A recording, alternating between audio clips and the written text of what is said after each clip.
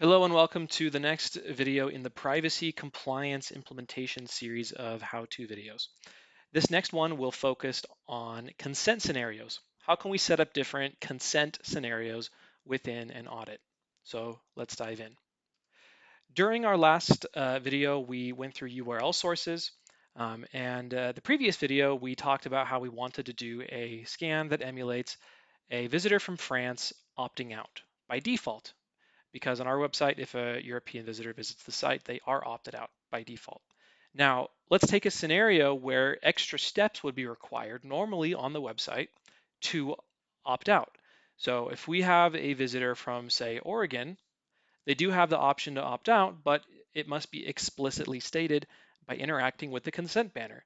And that's a scenario that we might want to test. So if that is the case, we will say this is coming from Oregon, and it's not a default scan. We're going to have to do some extra steps. Now, on our website, we happen to use OneTrust, and OneTrust is one of the consent technologies that we have sort of an auto opt-out, opt-in feature with. On the bottom here, you're going to see this CMP accept all, reject all. You have a couple options. You could click this link or go straight to pre-audit actions. Clicking this link will take us there, and it'll automatically populate this pre-audit action.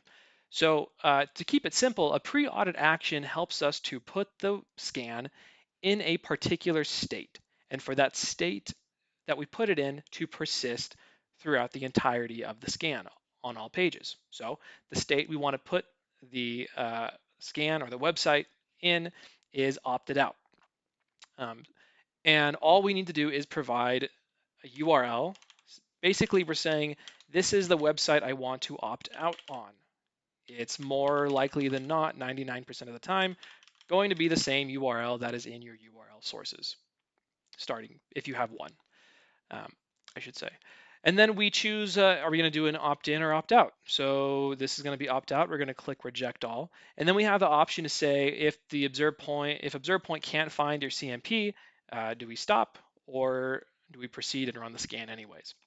To see if your CMP is supported in this list, you can click this here and you can see all the CMPs that we currently support. In the next video, we're going to see what to do if you have a CMP that is not in our supported list. So if that pertains to you, stay tuned and check out the next video. Thanks, and we'll see you on the next one.